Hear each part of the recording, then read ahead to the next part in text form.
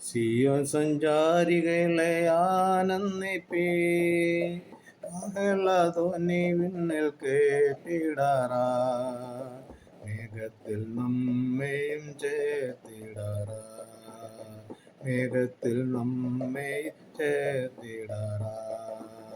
സിയോൻ സഞ്ചാരികളെ ആനന്ദിപ്പീ, ധ്വനി വിണ്ണിൽ കേട്ടിടാറാ, മേഘത്തിൽ നമ്മെ ചേർത്തിടാറാ, മേഘത്തിൽ നമ്മയും ചേർത്തിടാറാ.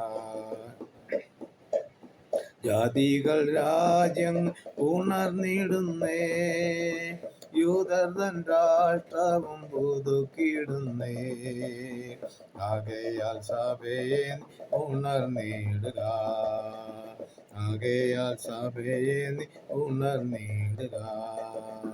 സിയോൻ സഞ്ചാരികൾ ആനന്ദിപ്പീ, ധ്വനി വിണ്ണിൽ കേട്ടിടാറാ, മേഘത്തിൽ നമ്മയും ചേർത്തിടാറാ, മേഘത്തിൽ നമ്മയും ചേർത്തിടാറാ.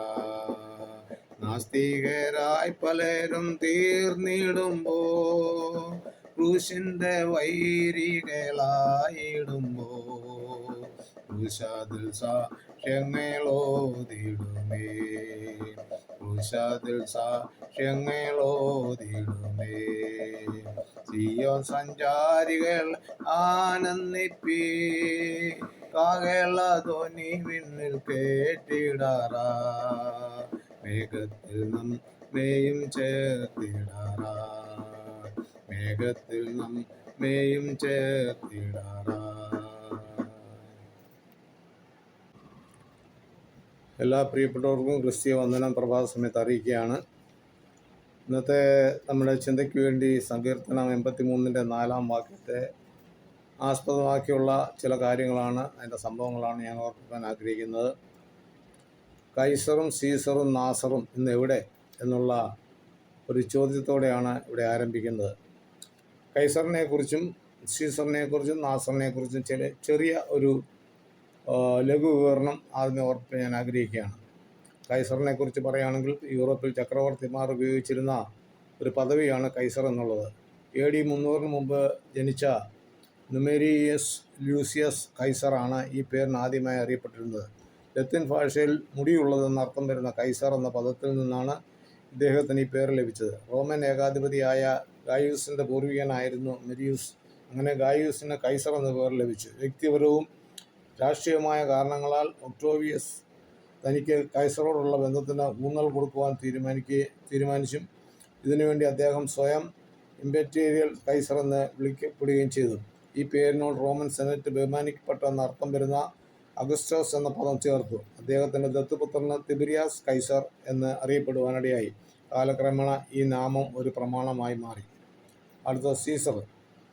ജൂലിയസ് സീസർ റോമൻ രാഷ്ട്രത്തലവനും രാഷ്ട്രതന്ത്രജ്ഞനും ആയിരുന്നു. റോമൻ റിപ്പബ്ലിക്കിനെ ഒരു സാമ്രാജ്യമാക്കുന്നതിൽ അദ്ദേഹം മുഖ്യ പങ്ക് വഹിച്ചു.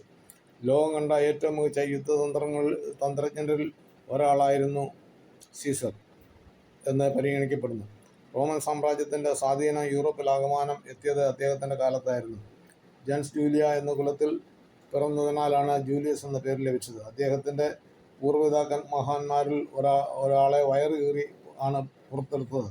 അങ്ങനെ മുറിവുണ്ടാക്കുന്ന അർത്ഥമുള്ള കെയ്ഡോയേരെ അല്ലെങ്കിൽ കയ്യൂസ് എന്ന ലത്തീൻ പദത്തിൽ നിന്നാണ് കയസ്കർ എന്ന സ്ഥാനപ്പേര് വന്നത് എന്ന് പ്ലീനി രേഖപ്പെടുത്തിയിട്ടുണ്ട്.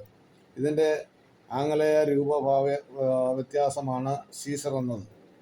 അടുത്തത് നാസർ. അദ്ദേഹത്തിൻ്റെ പൂർണ്ണനാമം ഗമാൽ അബ്ദുൽ നാസർ ഹുസൈൻ എന്നാണ്. 1918 ജനുവരി 15-നാണ് ജനനം. 1953 മുതൽ 70 വരെ ഈജിപ്തിൻ്റെ പ്രസിഡൻ്റായിരുന്നു. 1967 6 ഡേയ്സ് വാറിൽ ഇസ്രയേലുമായി തോറ്റതിനെ തുടർന്ന് താൻ പ്രസിഡന്റ് സ്ഥാനം ഉപേക്ഷിച്ചു. 1968 താൻ സ്വയം പ്രധാനമന്ത്രിയെ പ്രഖ്യാപിക്കപ്പെട്ടു. ഇസ്രയേൽ പിടിച്ചെടുത്ത സീനായ് പ്രദേശങ്ങളിൽ യുദ്ധപ്രഖ്യാപനം നടത്തി. ഇസ്രയേൽ ഒരു ജാതി ആയിരിക്കാതെ നാം അവരെ മുടിച്ചു കളയുക എന്ന ലക്ഷ്യത്തോടെ അറബ് ലീഗ് സമ്മേളനത്തിൽ താൻ പ്രസംഗിച്ചു. അതിൻ്റെ അവസാനത്തിൽ തനിക്ക് ഹാർട്ട് അറ്റാക്ക് ഉണ്ടാവുകയും മരണപ്പെടുകയും ചെയ്തു. ഈ സംഭവം അറബ് ലോകത്തെ മുഴുവൻ ഞെട്ടിച്ചു കളഞ്ഞു. 1948 ഇസ്രായേൽ പാലസ്തീൻ യുദ്ധവേളയിൽ ആയിരുന്നു നാസറിൻ്റെ രംഗപ്രവേശനം. അന്നു മുതൽ ഇസ്രായേലിനെ ഭൂമുഖത്തും തുടച്ചു നീക്കണമെന്നുള്ള ലക്ഷ്യമായിരുന്നു നാസറിൻ്റേത്. എന്നാൽ തന്നെ ദൈവം ഭൂമിയിൽ നിന്ന് തുടച്ചു മാറ്റി.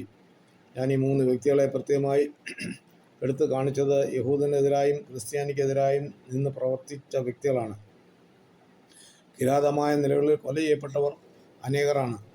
ഇസ്രായേലിനെ വെല്ലുവിളിച്ചത് തിരുവചനത്തിൽ വർഷങ്ങൾക്ക് മുമ്പ് എഴുതപ്പെട്ട പ്രവചന ദൂത് അർത്താൽ സംഭവിച്ച നാസർ വിളിച്ചു പറഞ്ഞപ്പോഴാണ്.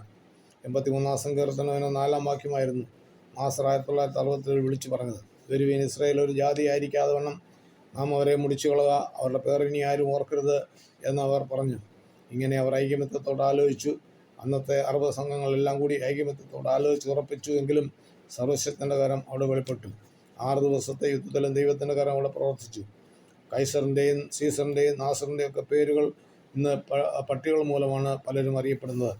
സത്യദൈവത്തിനും ആ ദൈവത്തെ ആരാധിക്കുകയും സേവിക്കുകയും ചെയ്യുന്നവർക്കെതിരായി ആര് തന്നെ നിന്നാലും ദൈവത്തിൻ്റെ കരം അവരുടെ മേലുണ്ടാകും. അത് നാശത്തിന് കാരണമാകും. എന്നാൽ ഇവർ 33.5 വയസ്സ് വരെ ലോകത്ത് ജീവിച്ച മാനവവർഗത്തെ ദൈവത്തെങ്കിലേക്ക് നിരപ്പിപ്പാൻ സ്വർഗമഹിമകളെ വെടിഞ്ഞ് താണ ലോകത്തിലേക്ക് വന്ന് അധർമ്മികളും പാപികളും ദോഷികളുമായിരുന്നു നമ്മെ തൻ്റെ ജീവൻ തന്ന് വീണ്ടെടുത്ത് കർത്താവിൻ്റെ നാമം ഇന്ന് ഘോഷിക്കപ്പെട്ടുകൊണ്ടിരിക്കുന്നു.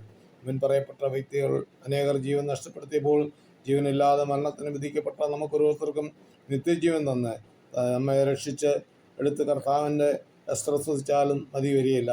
ഇതുവരെ നിത്യജീവൻ്റെ അവകാശികളായി തീരാത്ത ആരെങ്കിലും ഈ മെസ്സേജ് കേൾക്കുന്നുവെങ്കിൽ നിൻ്റെ ജീവിതത്തെ കർത്താവിനായി ഏൽപ്പിച്ചു കൊടുക്കുക. നിത്യത ഉറപ്പാക്കുക. ദൈവം അതിനായി ഏവർക്കും സംഗതിയാക്കട്ടെ. തിരുവചന ഭാഗം തുടർന്ന് ലഭിക്കുവാൻ ഈ വീഡിയോ ലൈക്ക് ചെയ്യുക, ഷെയർ ചെയ്യുക, സബ്സ്ക്രൈബ് ചെയ്ത് സപ്പോർട്ട് ചെയ്യുക. അടുത്ത വീഡിയോയുമായി നമുക്ക് വീണ്ടും കാണാം.